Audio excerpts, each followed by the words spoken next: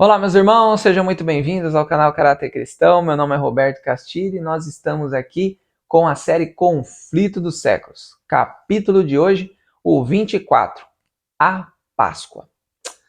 Bom, esse capítulo ele está baseado em Êxodo 11 e Êxodo 12, tá bem? Porém, vamos para a vinheta. Que Deus abençoe a cada um de vocês hoje.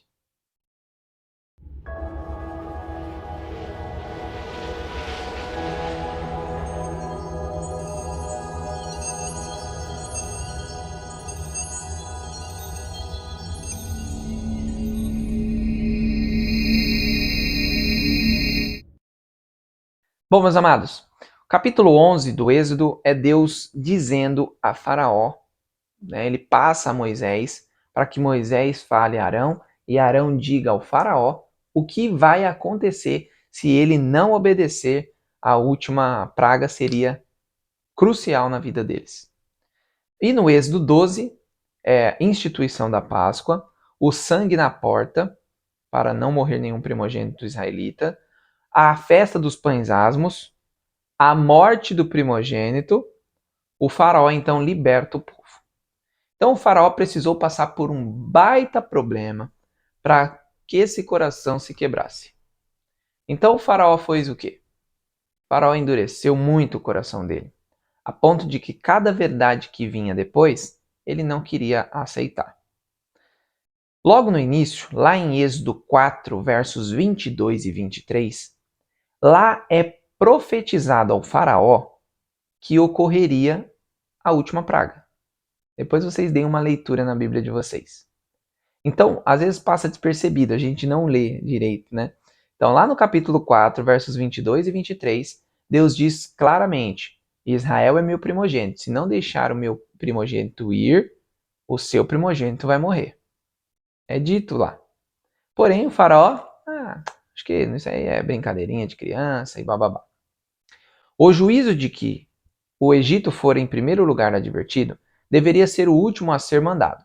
Deus é longânimo e cheio de misericórdia. Tem terno cuidado pelos seres formados à sua imagem.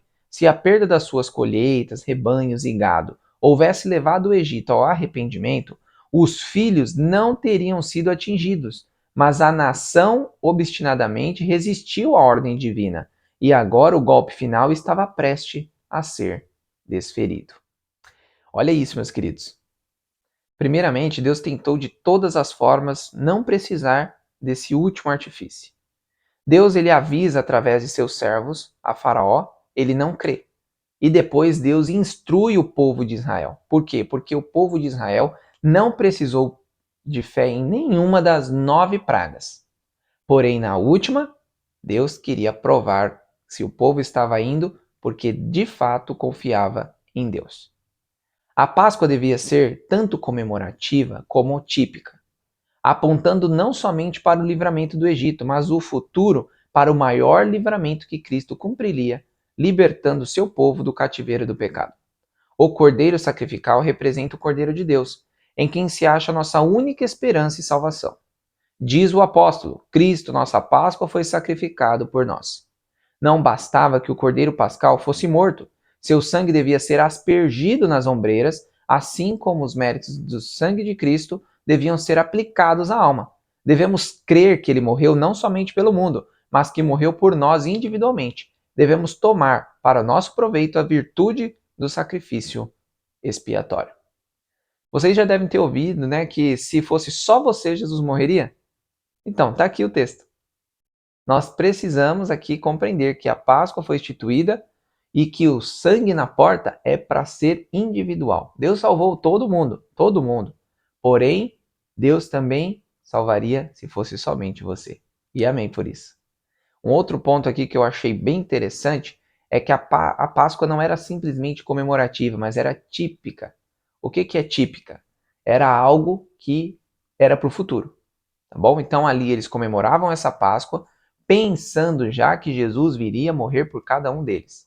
Os seguidores de Cristo devem ser participantes de sua experiência, devem receber e assimilar a palavra de Deus, de modo que esta se torne a força impulsionadora da vida e das ações. Pelo poder de Cristo, devem ser transformados à sua semelhança e refletir os atributos divinos. Devem comer e beber do sangue do Filho do Homem, ou não haverá vida neles. O Espírito e a obra de Cristo devem tornar-se o Espírito e a obra de seus discípulos. O cordeiro devia ser comido com ervas amargorosas, indicando isto a amargura do cativeiro egípcio.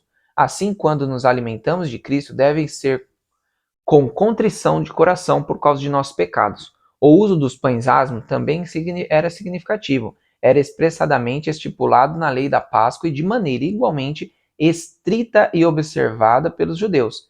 Em seu costume que o fermento algum se encontrasse em suas casas durante a festa.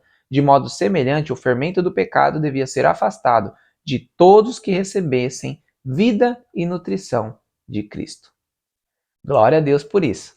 Aqui nós temos alguns pontos bem importantes para nós olharmos. Primeiro deles é que o que é comer da carne de Cristo? Comer da carne de Cristo hoje é isso aqui, ó. É comer da palavra. Ok? Então nós necessitamos comer da carne de Cristo. Nós precisamos comer da palavra. Se nós não estamos estudando, infelizmente nós não estamos cumprindo a Páscoa. E a Páscoa, por mais que ela seja algo hoje, infelizmente, deturpado com chocolates e coelhinho da Páscoa, a Páscoa é a salvação de Cristo a cada um de nós. Porém, a salvação não é só no dia da Páscoa. A salvação é todo dia. Todo dia nós precisamos o quê? Comer da carne de Cristo, que é a palavra dele. Ele é o pão da vida e todo o pão da vida está na tua palavra. E é por isso que nós estamos fazendo esse ano bíblico, para que Deus nos use, para que Deus nos molde, para que possamos mostrar Jesus às outras pessoas. E assim nós precisamos nos afastar do pecado. Por quê? Porque o fermento é pecado na Bíblia. E o fermento não era usado na Páscoa. Porém, nós não vamos só usar não fermento, nós só não vamos abandonar o pecado na Páscoa. Todo dia é dia de estarmos aproximando de Deus e eliminando pecados de nossa vida. Antes da libertação, o povo de Israel precisava mostrar a sua fé, porque nas 9 primeiras eles não precisaram mostrar fé. Agora Deus provou. Conquanto seja apenas Cristo que nos pode remir da pena da transgressão, devemos desviar-nos do pecado para a obediência. O homem deve ser salvo pela fé e não pelas obras. Contudo, a fé deve mostrar-se pelas obras. Ou seja, fé e obras nunca estão separadas. A fé sempre está ali e a obra também. Por quê? Se você tem fé em Cristo, você vai ter obras de Cristo. É simples. Você não é salvo por lei, você não é salvo por nada. Você é salvo totalmente pela graça de Cristo. Porém, quando você recebe a graça de Cristo, você vai transmitir obras de Cristo. É simples, não tem doideira aqui. Eu não estou inventando a roda. Está tudo na palavra de Deus. Muitos egípcios aceitaram Deus e foram aceitos. Olha que coisa. Todas essas dinâmicas que aconteceu mostraram para os egípcios que o Deus Todo-Poderoso era o Deus de Israel. Muitos se converteram. Glória a Deus. Muitos egípcios se converteram. E eles acabaram aceitando ali e não tiveram seus filhos mortos. Por quê? Obedeceram. Obediência é a chave para conseguirmos as obras, né, de Cristo em nossa vida. Os israelitas obedeceram às instruções que Deus dera. Rapidamente e secretamente fizeram preparativos para a partida. Suas famílias reuniram-se. O cordeiro pascual foi morto. A carne foi assada no fogo e preparados os pães asmos e as ervas amargorosas. O pai, sacerdote da casa, aspergiu o sangue nas ombreiras. Reuniu-se a família dentro de casa. Às pressas e em silêncio comeu o cordeiro pascal. Bom, e à meia-noite, infelizmente, por desobediência, por coração duro, o Egito estava em prantos. Desde o menor do Egito até o filho do faraó, o primogênito, estava morto. Então o faraó chama Moisés e diz para eles que eles poderiam ir. Bom, foi uma batalha dura, porém Deus saiu vitorioso. Nós vamos passar muitas batalhas duras. Provavelmente hoje você vai ter batalhas duras, provavelmente amanhã. Porém a vitória está simplesmente em você se alimentar de Cristo e confiar que Ele está contigo em todos os momentos.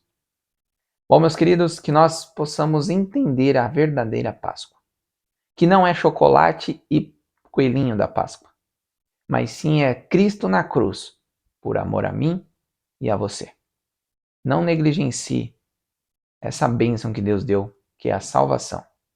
Que Deus abençoe a cada um de vocês. Vamos orar? Grandioso eterno Deus, Pai Deus Todo-Poderoso, Senhor grandioso do Altíssimo, Pai querido, estamos aqui agradecidos ao Senhor porque o Senhor deu seu único filho por cada um de nós. Estamos agradecidos porque o Senhor prova para que o nosso caráter seja purificado.